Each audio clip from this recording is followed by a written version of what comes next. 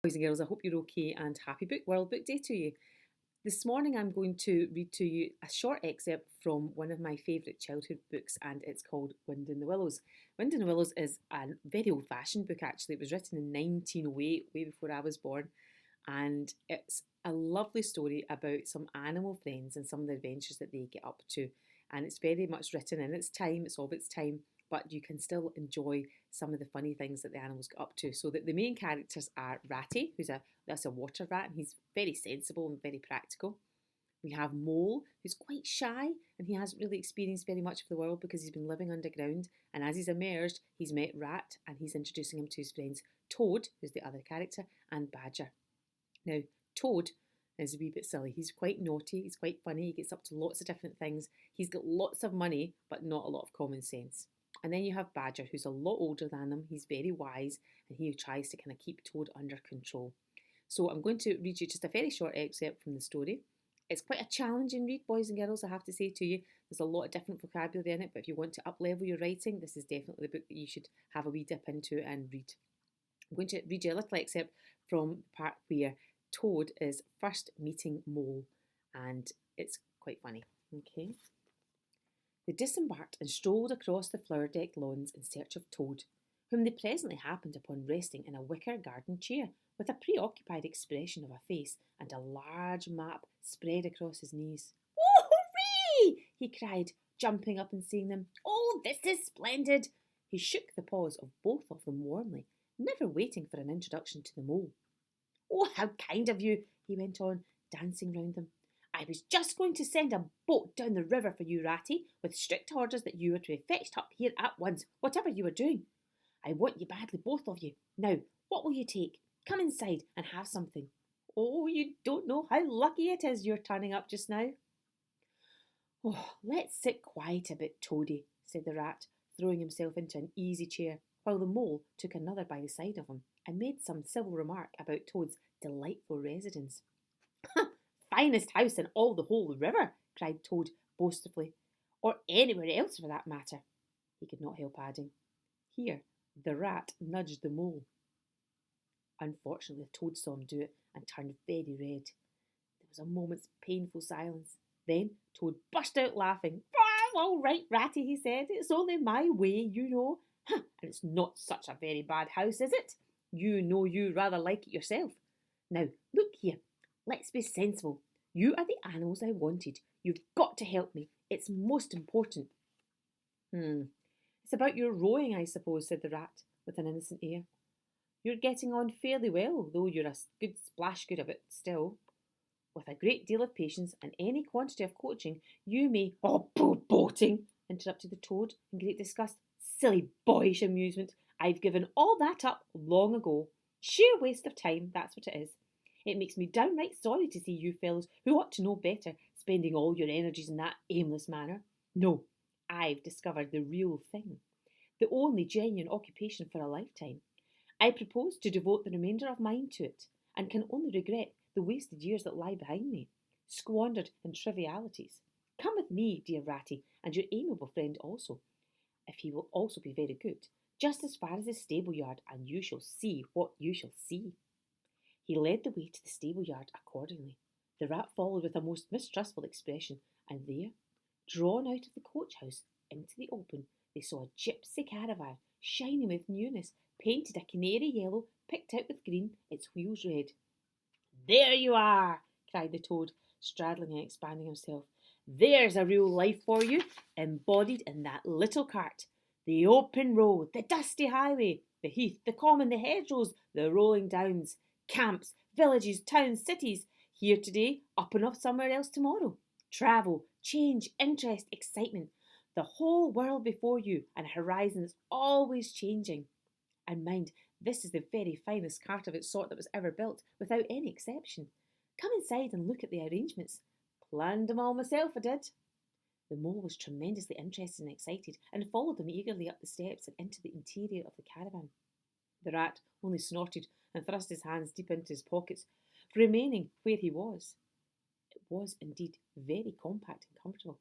Little sleeping bunks, a little table that folded up against a wall, a cooking stove, lockers, bookshelves, a bird cage with a bird in it, and pots and pans and jugs and kettles of every size and variety. "Ha! All complete," said the toad triumphantly, pulling open the locker. "You see, biscuits, potted lobster, sardines, everything you can possibly want.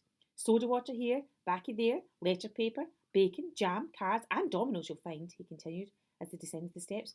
"You'll find that nothing whatsoever has been forgotten when we make our start this afternoon." "I beg your pardon," said the rat slowly, as he chewed a straw, "but did I overhear you say something about we and start and this afternoon?"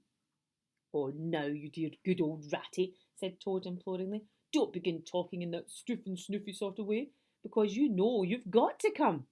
I can't possibly manage without you, so please consider it settled and don't argue. It's the one thing I can't stand.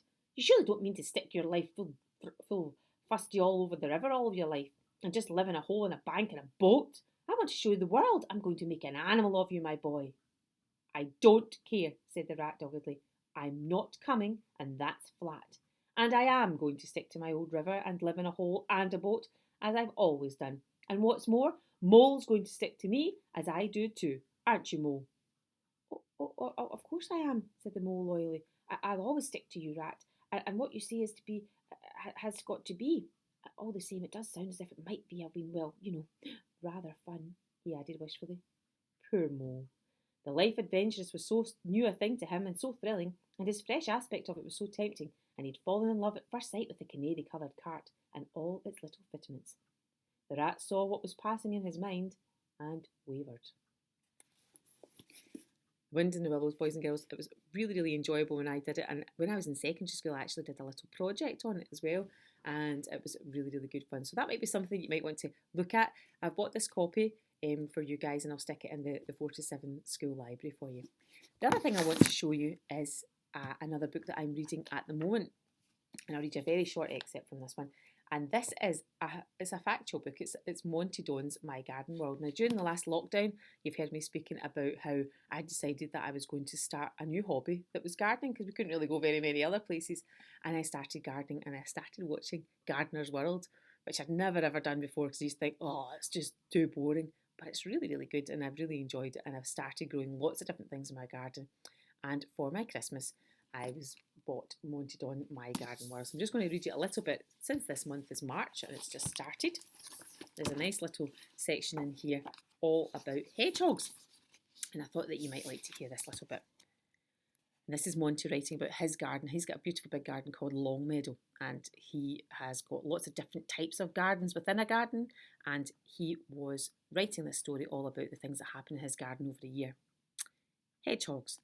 I was cutting back in the grass border when I uncovered a ball of slowly heaving prickles. It was a hedgehog that had chosen that particular clump to hibernate in. There was a time when this would have been charming but unremarkable. Hedgehogs were a common sight in this garden, usually bumbling along at night as I walked round with the dogs and shut up the chickens. But over the past decade or so, hedgehogs have become catastrophically endangered. They have all but disappeared from the agricultural countryside, and the only habitat where they still have a foothold is in the suburban and rural gardens. To someone of my generation, this is almost unthinkable. Hedgehogs were as much a part of life as hares or skylarks, both of which are also desperately under threat. The reason for hedgehogs' decline now seems simply lack of habitat, both for them and their preferred food, and like so many apparent sudden declines, the loss has actually been gradual. Now, he writes about lots of different things in this book, but I was just letting you have a wee insight into the book that I'm trying to read at the moment. I'm not getting very far because I'm sometimes a wee bit sleepy at night time, and that's my time when I try to read. But I hopefully will be getting to the end of that book over the next couple of weeks, the next few weeks. So, boys and girls, 2 different books today, because usually I would read you a David Walliams book or a Roald Dahl or something, or, one of the kind of famous authors that you know. But I thought I'd pick 2 completely different books today. One that I enjoyed when I was younger, that you might not have come across, and one that I'm enjoying just now, just to show you that reading is something that we can do for life. It's something it's a lifelong pleasure. I hope that you are picking something good to read today. I hope you've shared with us already what you enjoy reading, and I'm looking forward to hearing all about it and seeing all your pictures and videos and things. Can't wait to see you back, boys and girls. We've got a date for it. Hopefully it's been confirmed that it's going to be the 15th of March, which isn't too far away. So I am so looking forward to seeing you all back then, but you'll be getting more information about that later. Enjoy your day today, and I look forward to speaking to you all soon. Take care. Bye bye.